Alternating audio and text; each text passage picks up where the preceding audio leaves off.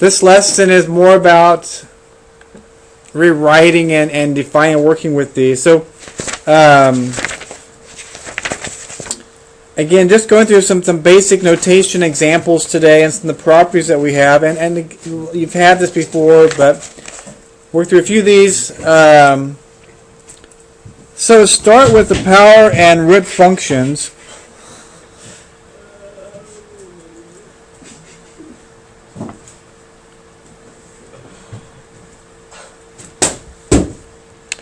All right, so what do we mean by a power function? One. Yeah. Well, we mean that we have our f of x, that we have x to some power, which we've had those, x to some b, and b is a constant.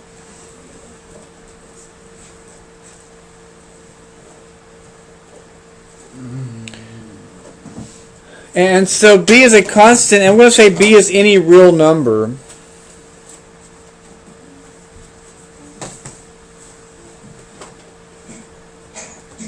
So, some examples.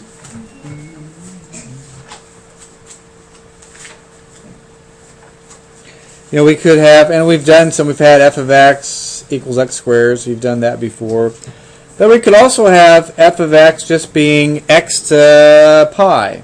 So we could have pi as an exponent, an irrational number. Or we could have f of x being x to the square root of 3. So all those would be examples of some power functions. The other thing on this, which we've done a little bit, is the root functions.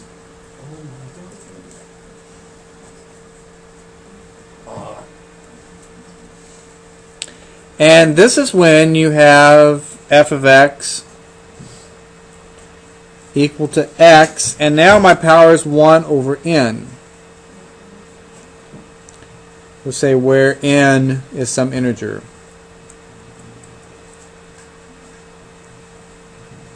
And we'll say that n has to be greater than or equal to 2, because of course if n is just 1, then that's pretty trivial. Oh my god. Okay. So this one has x to the 1 over n, right? And you've done this a little bit before, right? Because we know that, and we'll go through the notation on this, right? But you've had f of x is x and 1 over 2, because of course that's just the square root of x. So we want to review the notation with this a little bit, and then some of the properties that go along with this, and some of the examples of how to simplify some of these. Okay, so that's kind of our introduction to what those functions are. Let's go ahead and focus now on the root function. So, and often we write those with what's called a radical sign. So radicals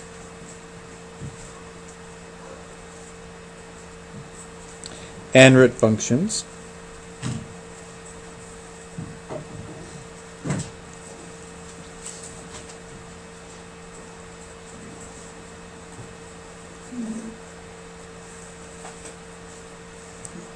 Right, and so it's often necessary to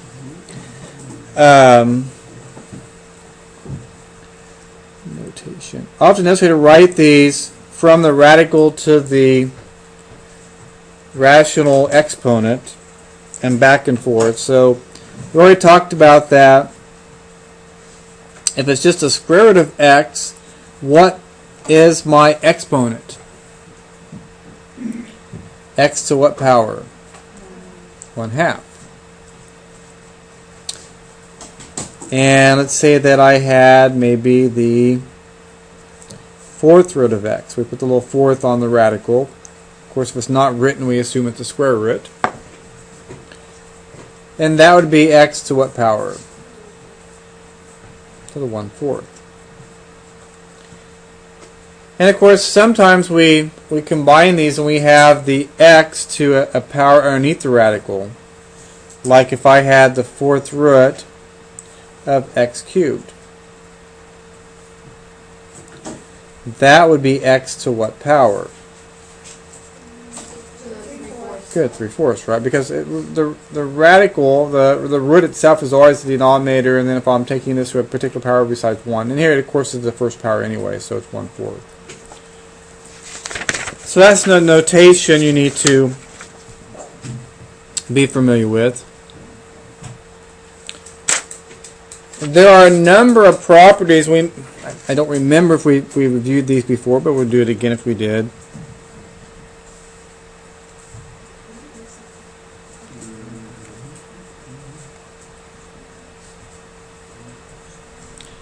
So some properties of radicals. Remember that if we have the square root of a times b, we can rewrite that as the square root of a times the square root of b, right? So we can take, if we have a product, and split that up into two separate products. But remember that we cannot do that with addition. So a common mistake, if we have a plus b underneath the radical, you cannot split that up into two separate ones. That's not true.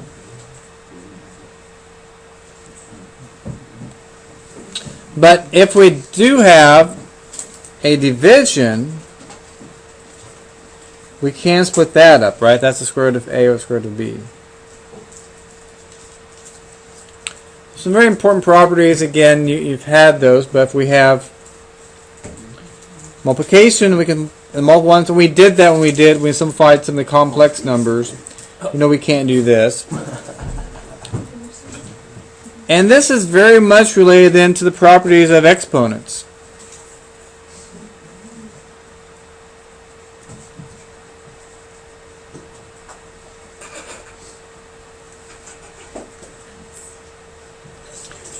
You know from Algebra 1 probably that if I had a to the x times a to the y, so when we multiply with the same base, what do we do with the exponents? Add them, right? So that's a to the x plus y. So same base we add. If I have a to the x divided by a to the y, we subtract them. A to the x minus y. And finally, if I have a to the x to the y power, so I'll move up. So power to a power, what happens? Multiply. Right, a to the x times y.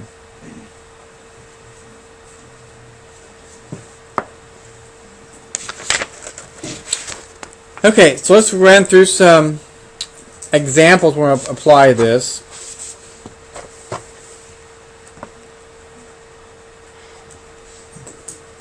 So to simplify radicals,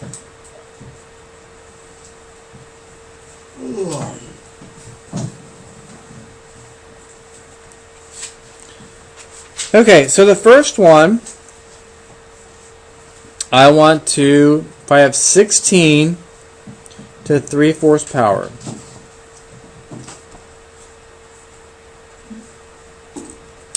So what does that mean to do? 16 to 3/4.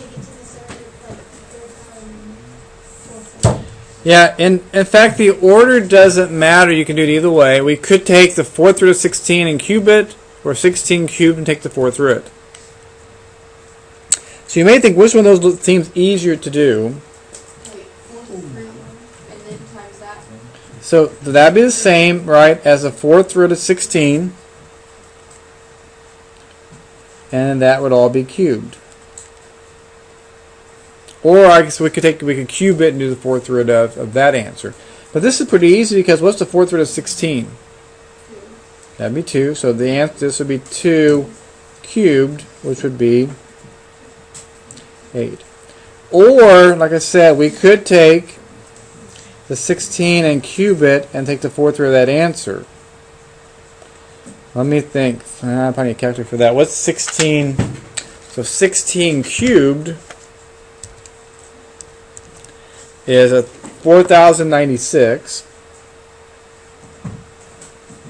And I want the fourth root of that. Now maybe we should talk about how to do fourth roots on your calculators. That may be a good point to do at this right now. So you got a couple options on this. Hope you can see this okay. My right spot would help. So a couple options. One of those options is if you hit the math key down here, you see it's got an X and a right my spot. X and a radical. And so what I think you need to do, if I want to find the fourth root of what? 4,096, I'm going to first enter in 4. If I want the fourth root. Then I hit the math and go down to 5. And then I hit my 4,096. And that says the fourth root of 4,096 is 8. So that's one option you have for doing this. The second option is you can take the 4,096 to the 1/4 power. So I could take 4,096, hit my caret key, and then parentheses 1/4, 1 divided by 4. And that also should give me 8, and it does. So you have a couple options on these calculators. Now, could I have just taken the 16 to 3/4 on my calculator?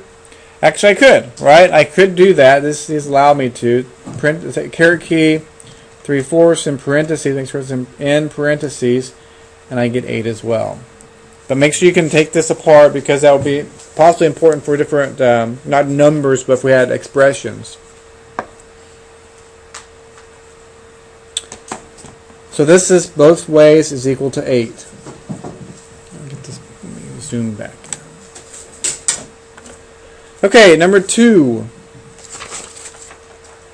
So what if we had, this time I have the cube root of negative 64 all to the 4th power.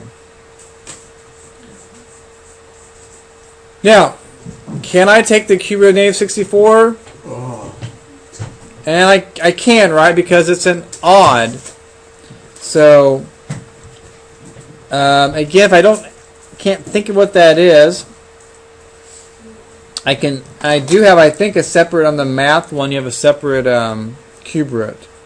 So negative 64, I don't know, I think math, go down to 4, the cube root of negative 64. So you can just type that one in directly. And of course that tells me that it's negative 4. So then I have negative 4 to the 4th power. And that's 256.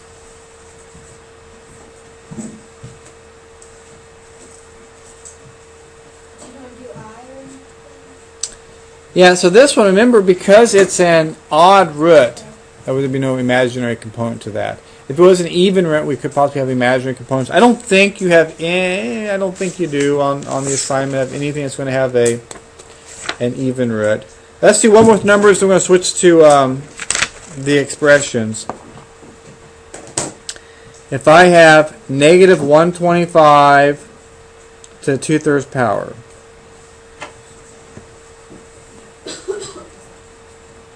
so this isn't too bad. That says I need to find the cube root of negative 125. That's that 3 on the bottom. Find the cube root and then square it.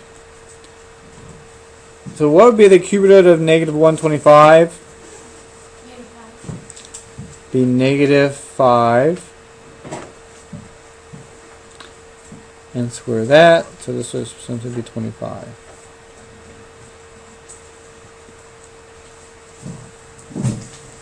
Now, I believe on your assignment you actually have some that are just calculator type questions. So some of those will go very quickly. Now, the ones that may be a little more challenging ones are the expressions.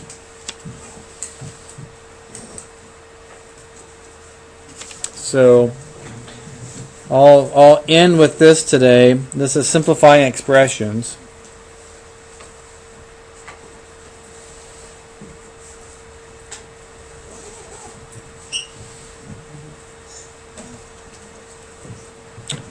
So, some of these will be very simple.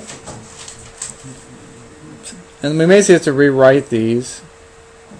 All you need to do. So if I had one like this, it's the cube root of x squared.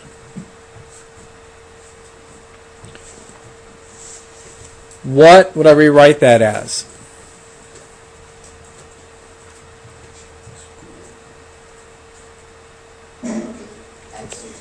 It's simply x to 2/3.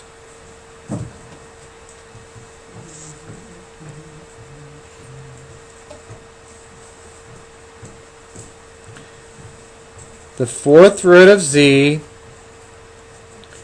to negative 5 power.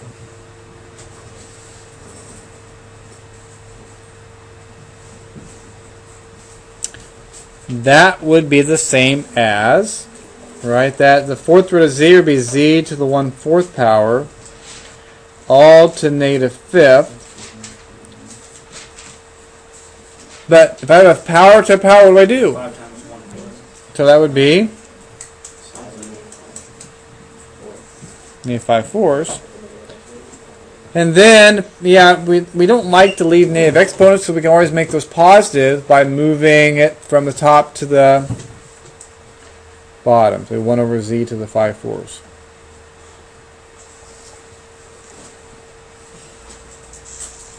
And finally, number 6, which is probably the most complicated looking one, I have the square root of the cube root of y times the fourth root of y.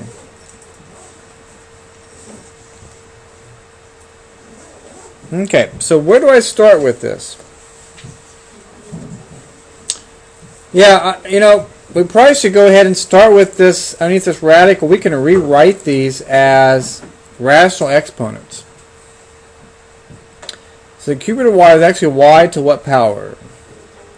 1/3 times y to the 1/4. So all I did is rewrite these as rational exponents. When I have the same base multiplied, what do I do with the exponents? I add them, right? So how do I add a third and a fourth? Common denominator. That's like having, see, a third. What would be my common denominator? So a third would be 4/12, and a fourth would be 3/12. So that would be the square root of y to the, so 4 and 3 would be 7/12. Now, I have a square root. What's power is that? Well, it'll be to 1/2. So power to power, what do I do? It's like y to the, how much? 7/24.